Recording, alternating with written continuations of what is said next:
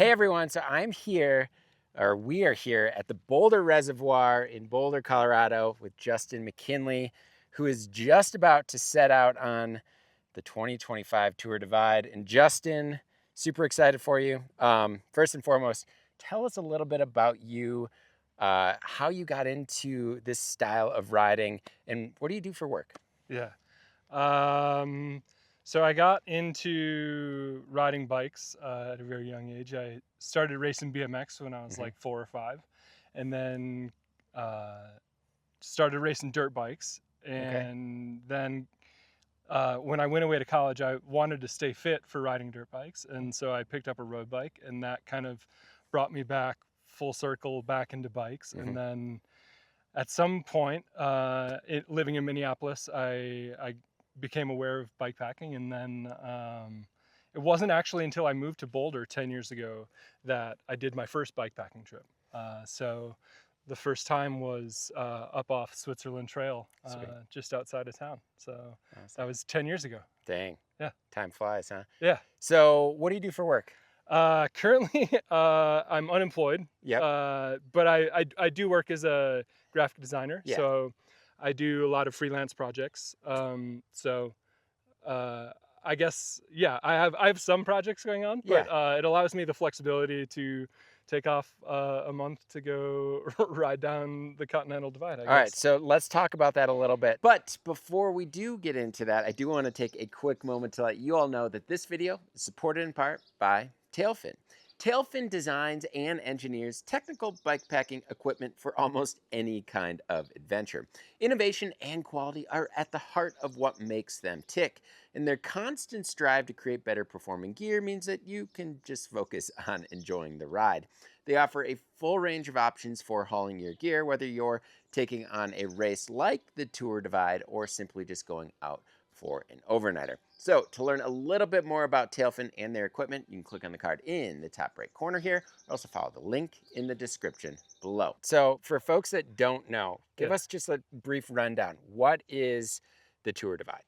Tour Divide is a 2,700-mile route that follows roughly the Great Divide mountain bike route, Mm-hmm. which was established by Adventure Cycling Association back in the mid Yeah, 2000s. yeah.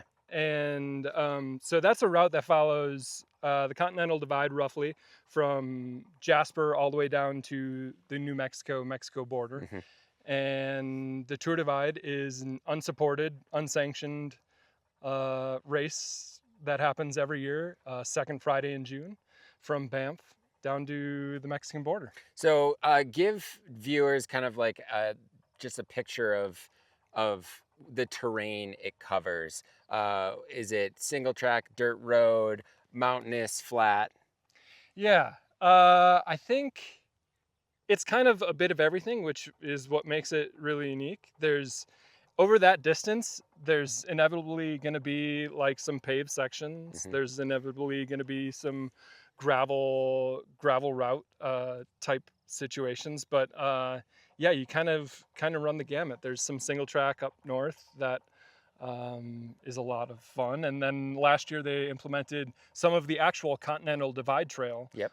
in New Mexico, which is more rugged single track. So yeah, bit of everything. So this is a redemption ride, so to speak. Yeah, The past few years haven't gone maybe as planned. yeah. Tell us a little bit about your pastime on the on route here and during the race, and maybe the main goal for 2025. Yeah, this will be my third consecutive year lining up in Banff, which I'm extremely grateful and excited about that I get to that I've made it, to Banff 2 previous years, Yeah. and this year we're a week out, so hopefully I'll make it there. I have all of the flights and everything like that are planned, but yeah, the previous 2 years, I guess the first year was a huge learning experience. In hindsight, I don't even really know what I was expecting. Hmm. I had watched all of the videos, I had done all the research, I had looked at all the maps, and it was a lot like deja vu, like riding the route because I would recognize certain towns, certain people in those towns. Yeah. So it was a lot like deja vu, but it was way too much to wrap my head around. Sure. Just the magnitude of the ride. And when I got to Pinedale, I was staring at the Great Basin and I was afraid. And so I pulled the plug. Okay. And last year, I pushed through all of that adversity in Wyoming and Montana and Colorado, and I was afraid of New Mexico. And so I pulled the plug in Del Norte. And I guess, yeah, it's an oversimplification to say I was afraid or that I couldn't do it. But like, as you know, like in those rides, everything mounts up. And by the time I hit Colorado, I was already feeling a little bit low and wasn't sure where the motivation was and what I was doing. And then the food kind of fell off and nutrition kind of fell off. And so I kind of just let all of that stuff build up. And then, yeah, I really wasn't mentally ready to take on New Mexico by the time I hit Del Norte. So, yeah, and once you get to, you know, Colorado, they call it the easiest state. It's easy in the fact that it's pretty smooth, but there's still, you know, elevation and I thought it was going to be easy because I also knew Yeah. there was the section of the route before I did any of it that I Right. knew the most. I Yeah. knew the Steamboat, I knew Yep. Kremling, I knew Yep. Radium, I knew like Silverthorne, and I Yeah. knew the whole route in Colorado. So I thought, yeah, it would be easy, but But you pulled the plug right before I would say the hardest state. yeah, At least the hardest stretch, Yeah. I'd say, from like basically Del Norte to Silver City. It's brutal. yeah. Well, and right out of Del Norte is the tallest climb, Indiana Pass. Indiana there. Pass. Yeah. All right, so 2 failures in a row. What is the goal this year, and how have you mentally and physically prepared for 2025 a little bit differently than previous years? Yeah. I don't know. I don't.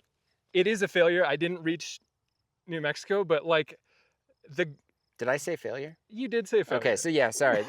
Definitely not a failure to ride No. that long. No, but but- the ultimate goal is to reach New Mexico. So Right. yes, that it was a failure in that frame of mind.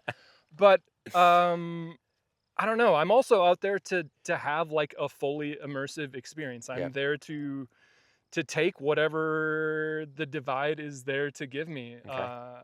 So yeah, I'm not real willing to sacrifice my relationship with the Tour Divide for a finish. Like I love the route so much. I love the towns. I love the people. I love everything about it so much that I'm not willing to like throw all of that away or like to come away with like a bad experience. Yep. But this year every year I get more experience so that I can come into the ride more prepared, and I feel like I am more prepared. Last year I had intentions of doing gym workouts and yoga and stretching and all of that kind of stuff, and it didn't really work out. This year I was more focused on that and more regimented about including that into my preparation. But I guess the key part of what I'm doing differently this year is the bike.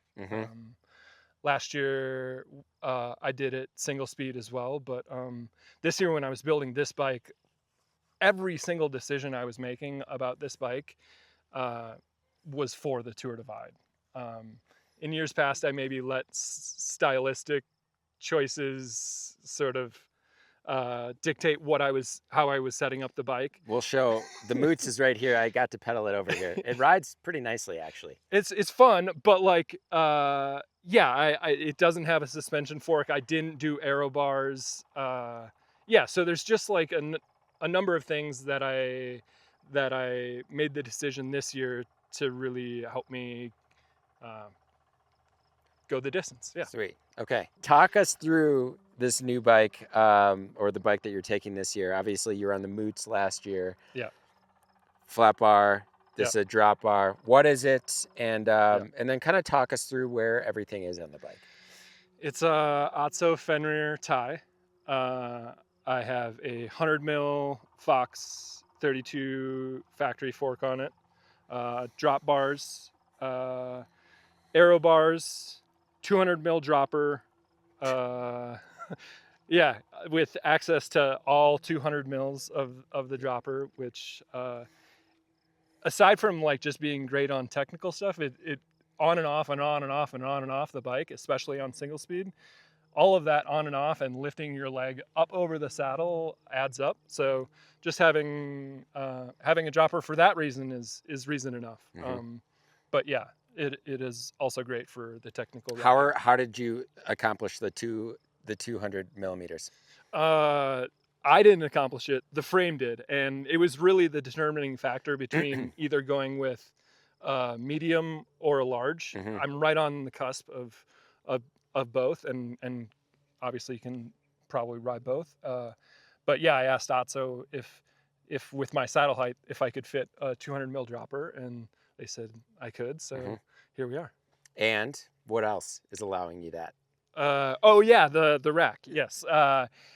For me, the whole point of running a rack is the dropper. Yeah. Like I have really great saddlebags, Yep. like that are rigid and are great. But if I'm gonna run a dropper, I want access to all of it. And so yeah, I went with the mica rat tail. Yeah. God damn, I love that. That's great. And it's funny because the Fenrir has mounts for all of that kind of stuff. Yep. And it was so close, and it did work. It was like a ½ inch, and it would have been like the greatest like mud clearer from the tire, but it was like, I don't know. Too close. But the mounting hardware that comes with the blocks and everything is so good that I went with how he sends it. Yep. So, yeah. Nice. All right, so talk us through who made the bags. JPacks. Joe at JPacks made the bags. Yeah, I rode down to the shop, and he measured up at the frame and did the frame bag. And I have a top tube bag on all of my bikes, and snack pack, and this is the foot long, so it's a little bit bigger.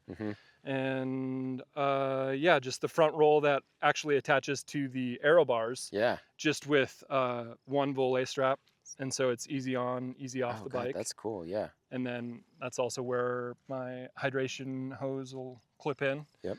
And that front bag has all of the stuff that I need to keep dry. Okay. So my sleeping bag, my down jacket, and my sleeping pad all go up there. Sweet. And then in the rear is my shelter and extra clothes. Great. Cool. What do you got in the frame bag then?